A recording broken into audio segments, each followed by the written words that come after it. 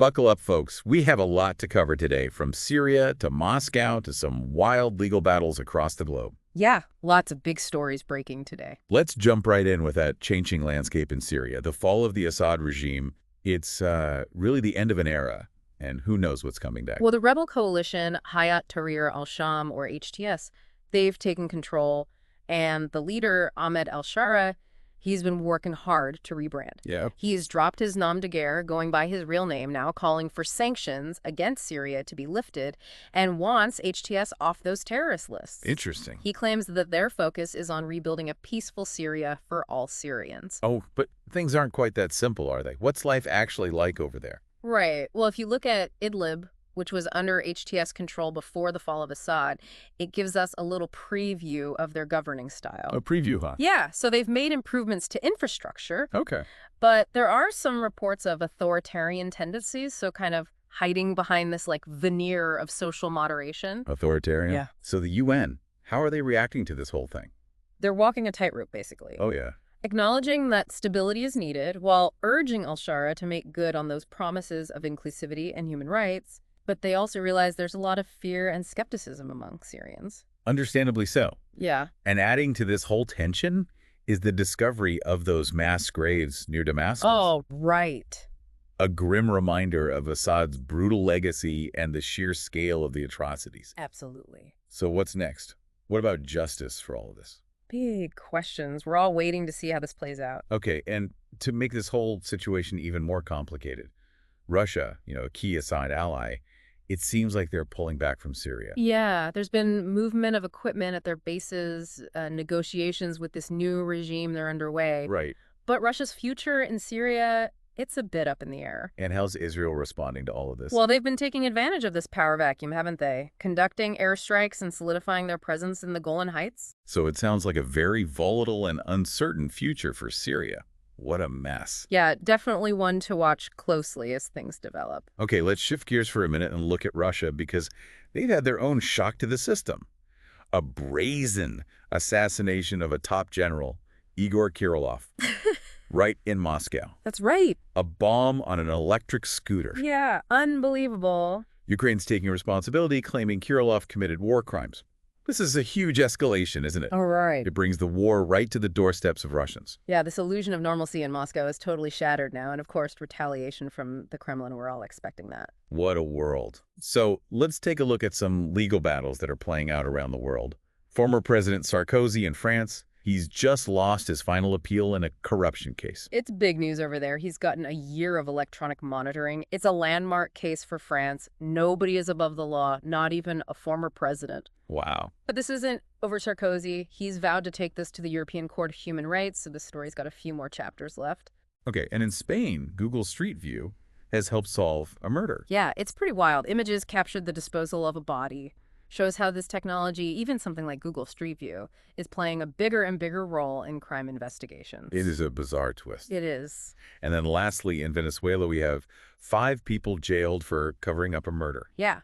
The murder of a rapper named Cancerbero back in 2015. Right. These 5, they tried to make it look like a suicide. Why? Who knows the full story, but this case is bringing to light the deep-rooted corruption and impunity issues in Venezuela. Wow. So let's do a really quick rundown of news from around the world, starting with India.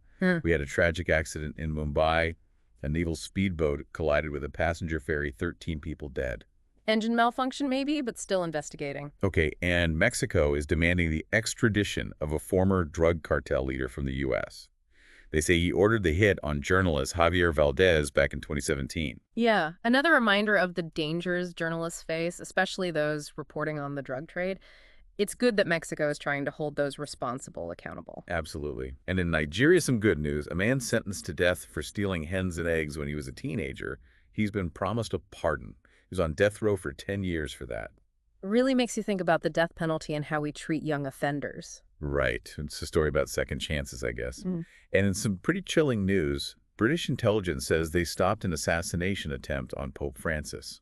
Back in 2021, during his trip to Iraq, 2 suicide bombers were targeting an event he was supposed to attend. Wow, that is chilling. Shows how real the threat of terrorism still is. And speaking of threats, Cyclone Chido has ravaged Mayotte, a French territory in the Indian Ocean. Tens of thousands are without water, and the death toll could be in the hundreds or even thousands. Yes, right. Mayotte was already struggling as one of the poorest parts of France, and they have a large undocumented migrant population, so getting accurate numbers and delivering aid is a huge challenge. Right. Here in the U.S., there's a growing unease over those mystery drones sighted near U.S. air bases. Yeah, President Biden says there's no threat, but nobody really knows who's flying those drones, and that's causing a lot of speculation and concern. It's a reminder that as technology advances, so do the threats that we face. So let's turn our attention to China, their United Front Work Department, or the UFWD. They're under the microscope. Yeah, they've been accused of being involved in espionage and trying to influence things both at home and abroad. And how do they do that? Well, often by working through overseas Chinese communities, Right. it creates this really complex web of connections and influence. And Western governments, how are they responding to all of this? Well, they're walking a tightrope trying to protect national security without damaging international relations. So it's a bit of a balancing act. Yeah, for sure. And the latest news on this front is that a British businessman with connections to Prince Andrew, he's been sanctioned for his ties to the UFWD. Yeah, so this is a sign that Western governments are getting serious about taking action against people who are suspected of working with the UFWD, even if they have powerful friends. So it's a delicate situation, right? Definitely. They have to address these concerns about national security and foreign interference without alienating entire communities. It sounds like a difficult challenge. It really is. It's the kind of thing that requires diplomacy and a deep understanding of the issues. And the people involved. Exactly. High stakes all around. Let's go up north to Churchill, Canada. The polar bear capital of the world. Exactly.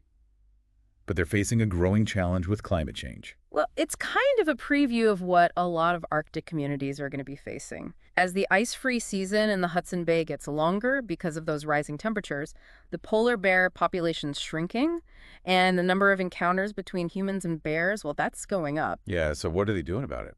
Well, they've got this polar bear alert program, bear-proof garbage bins. They even have a holding facility for bears that wander into town. Wow. It's really all about adaptation and coexisting as we deal with climate change. It's pretty amazing how committed they are to protecting both people and the polar bears. Yeah. And it's not just about managing the immediate threats. They've got this new facility called the Churchill Marine Observatory. Right. And they're doing some crucial research there to understand how the Arctic ecosystem is responding to climate change. Studying everything from changing ice conditions to the effects of pollution. They're even doing controlled oil spills to figure out the environmental impacts and how to clean them up. So science and research, they're playing a vital role in how we respond to this whole climate crisis. Absolutely. And the work they're doing in Churchill is going to have an impact on Arctic communities around the world. Okay, let's head back over to China. The UFWD continues to be a big concern internationally. Yeah, and Western governments are really worried about them meddling in domestic affairs. That sanction against the British businessman with ties to Prince Andrew, well, that just shows how worried they are. But some people are saying that focusing so much on the UFWD and what they're accused of doing could lead to more anti-Chinese sentiment and more tension. It's definitely something to be careful about. These accusations of spying and influence peddling, they have to be investigated properly with solid evidence. Right. But you can't ignore the fact that groups like the UFWD could be used for foreign interference. That's a complicated situation for sure. It is. So how do we protect national security and at the same time avoid making things worse? Right. Avoid discrimination. That's the million-dollar question. Right. It's going to take some careful diplomacy. We need to understand the issues. And the people involved. Yeah, we have to remember there are many different viewpoints within the Chinese community, both in China and around the world. Okay, let's take a look at some other stories now. Stories that highlight the whole range of human experiences from tragedy to hope to resilience. And sadly, we have to start with that speedboat crash in Mumbai, India. Right. Collided with a passenger ferry. 13 people died. Just a terrible accident. It is. It reminds us how fragile life is. Yeah. Okay, so Mexico, they're trying to extradite a former drug cartel leader from the U.S. They say he ordered the murder of journalist Javier Valdez back in 2017. A big step towards holding people accountable for violence against journalists. It sends a strong message that these crimes won't be tolerated. Let's hope so. And then we have some good news out of Nigeria. A man who was sentenced to death for stealing hens and eggs when he was a teenager Well, he's been promised a pardon. After 10 years on death row. 10 years. Yeah, it makes you think about the death penalty in our justice system and how we treat young offenders. And it's a story of second chances, right? Absolutely. Okay, this next one's a bit scary. British intelligence says they stopped an assassination attempt on Pope Francis. During his trip to Iraq back in 2021, Yeah, 2 suicide bombers. They were going to target an event the Pope was going to. it's a reminder that the threat of terrorism is still very real. At Cyclone Chido, it's devastated Mayotte, that French territory in the Indian Ocean. Tens of thousands of people are without water. The death toll could be in the hundreds, maybe even thousands. Mayotte was already one of the poorest parts of France. Right. And there are a lot of undocumented migrants there. So getting accurate numbers and delivering aid, it's a huge challenge. Yeah, it is. And back here in the U.S., we've still got those mystery drones popping up near U.S. air bases. And nobody seems to know who's flying them. Makes you wonder, doesn't it? It does. So President Biden saying, no threat, but it's hard not to be a little worried. Yeah. Okay, let's finish up by heading back to Churchill, Canada, where they're really showing how to be resilient and innovative when it comes to facing climate change. They're not only figuring out how to live with polar bears in a world that's getting warmer, but they're also helping us understand how climate change is affecting everything. That research at the Churchill Marine Observatory is really important. They're a model for other communities that are dealing with similar problems. They're really showing how important it is to be proactive and get the community involved. And, of course, the science is so important. Yeah, it just shows that even when things look really tough, there's always hope, there's innovation, there are people who are determined to find solutions and protect this planet for, future generations. It's inspiring. Well, that's about all the time we have for today. We covered a lot, from Syria to climate change to those drones to everything in between. Yeah, it's a reminder that we're all connected. What happens in one part of the world affects everyone, and we have to stay informed. We have to keep talking about these things and really try to understand different viewpoints as we try to, figure all this out together. Well said. Thanks for joining us today. It's been a wild ride. Until next time, stay curious, stay engaged.